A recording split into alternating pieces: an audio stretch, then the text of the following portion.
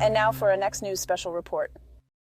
Tonight's special report is not just a story, it's a critical examination of political inevitability. In the high-stakes GOP primary, we see Nikki Haley, a candidate trailing far behind, still clinging to hope. But let's face the facts, the path to victory for Nikki Haley is not just narrow, it's virtually non-existent. With Donald Trump poised for a landslide victory, the big question that we're asking tonight is, why is Haley still in the race? What does her refusal to bow out signify for the Republican Party? And more importantly, what does it mean for you, the American voter? This is not just about a primary race, it's about the future of our republic and the principles it stands for. So don't miss the final thought. We tie all this together in a perspective that matters to you. So stay tuned, you don't want to miss my insightful analysis. Now, folks, before we dive into our political showdown, a quick word on something that hits closer to home, literally. Just like how Nikki Haley is facing an uphill battle in the GOP primary, we're all facing the heat of rising costs, especially when it comes to heating our homes. Experts warned us about skyrocketing heating bills, and they weren't kidding. With costs soaring more than 17%, it's like battling a political heavyweight in your living room. But here's a game changer. This little device, it's an amazing portable heater.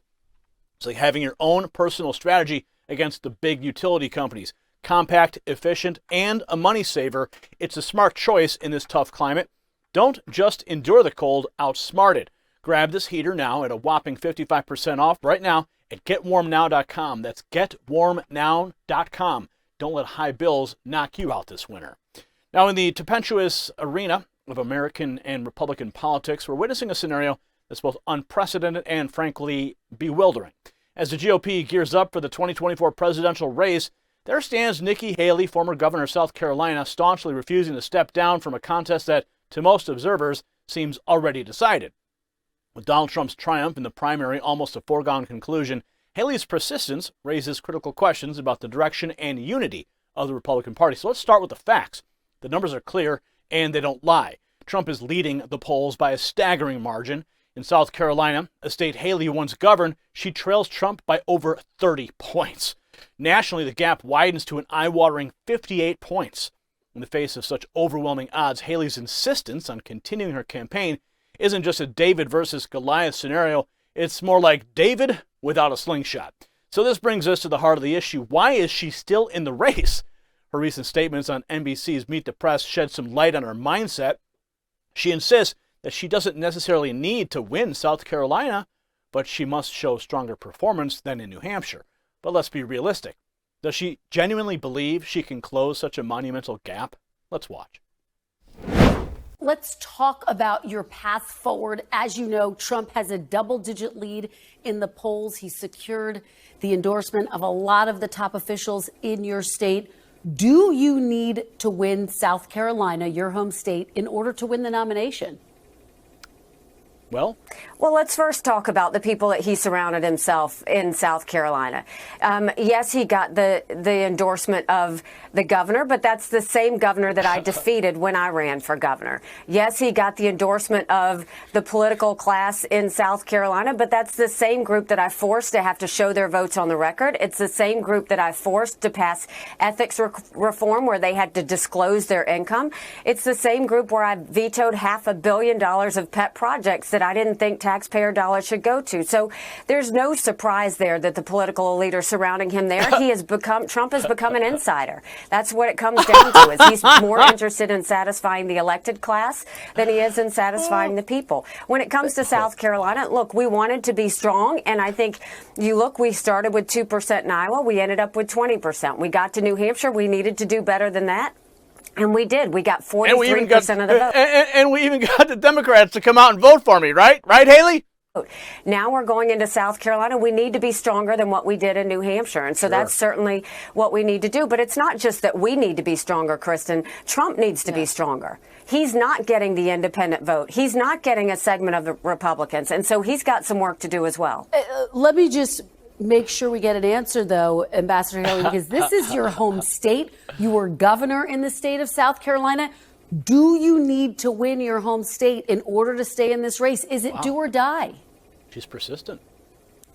I think I need to do better than I did in New Hampshire. So this is a building situation. It's not about which state you get and which state you don't. Do you need to actually, when I hear you saying you need to do better, but don't you need to win your home state to show that you can win a state, win your home state, and really put some delegates on the map for yourself?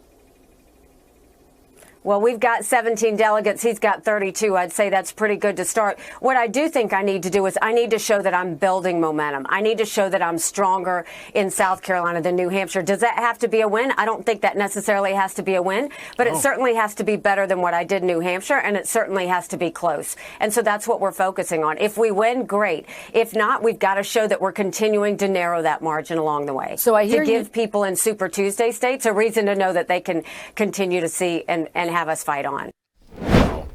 She's actually thinking about playing all the way to Super Tuesday. She's certainly determined. You can see it in her eyes. But is it determination or is it denial? One has to wonder what the end game is. Is it about promoting her political ideology, or is there an element of personal ambition that's blinding her to the political reality?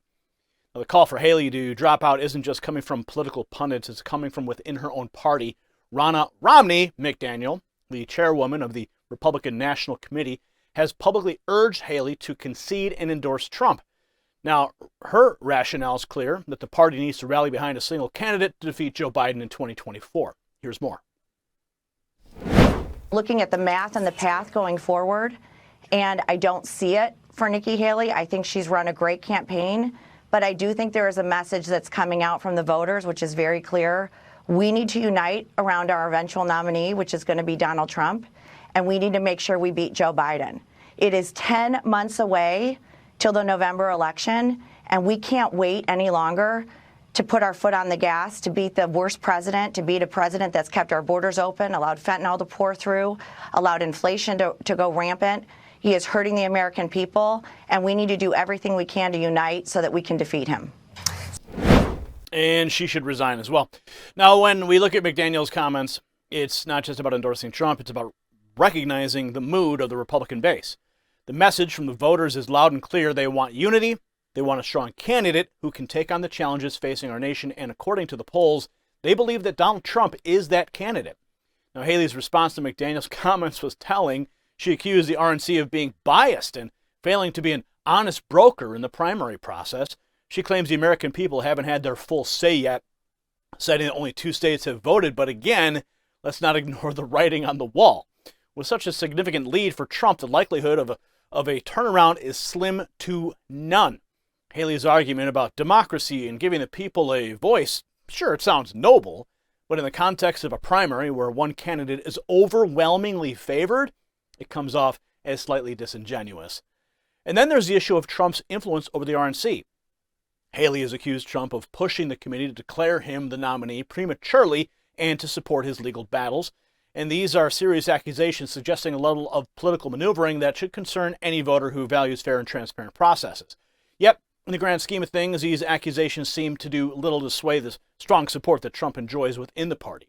So the question then is, what should Haley do? Well, the answer seems obvious to everyone but Haley herself. It's time for her to step aside. This isn't about diminishing her contributions or questioning her commitment to conservative principles. It's about recognizing the current political landscape and understanding where her efforts can best be utilized. Haley's participation in the race at this point can only serve to fragment the party at a time when unity is paramount. The focus should be on consolidating support, developing a cohesive strategy against the Democrats, and preserving and presenting a united front to the American people. Continued division within the party only benefits the opposition and hinders the Republican agenda. Moreover, Haley's decision to stay in the race has broader implications. It's not just about the 2024 election, it's about the future of the party. What precedent does it set when a candidate, against all odds and advice, continues to seemingly futile campaign? It speaks to a larger issue within the party, the need for discipline, for strategic thinking, and for a willingness to put personal ambitions aside for the greater good. As we look ahead to the primaries, the path forward for the GOP, it should be clear. It's not just about winning the White House, it's about strengthening the party, reinforcing conservative values, and ensuring a robust and effective opposition to Democrat policies. And for this to happen, every member of the party, including Haley, needs to be working towards the same goal. So it's evident the party base has made its choice. The overwhelming support for Trump is a clear indicator of where Republican voters see their future. In this context, Haley's continued candidacy becomes more of a distraction than a viable alternative. If you got value from this report, tap subscribe. And now, my final thought is next. As we conclude this report, let's reflect on why this story matters deeply to every American. Nikki Haley's refusal to bow out of the GOP primary despite overwhelming evidence of Trump's impending landslide victory is more than just a political misstep. It's a symptom of a larger issue within our party. In politics, as in life, recognizing when to fight and when to step aside for the greater good is crucial. Haley's persistence, while perhaps admirable in some respects, risks fracturing the very unity the Republican Party needs to present a formidable challenge in the upcoming presidential election. So this isn't about one candidate or one election. It's about the future of our republic. As Republicans, we must rally behind the strongest candidate, unite our efforts, and focus on the larger battle ahead. The American people deserve a party that's united, strong, and ready to lead. And that's the takeaway from this saga. Unity in purpose, vision, and action is paramount. Congratulations, you made it to the end of the video. Now keep up your quest for truth with this next news report. And if you found our channel enlightening, join the millions who agree with you. Tap subscribe. Thank you for watching the Next News Network.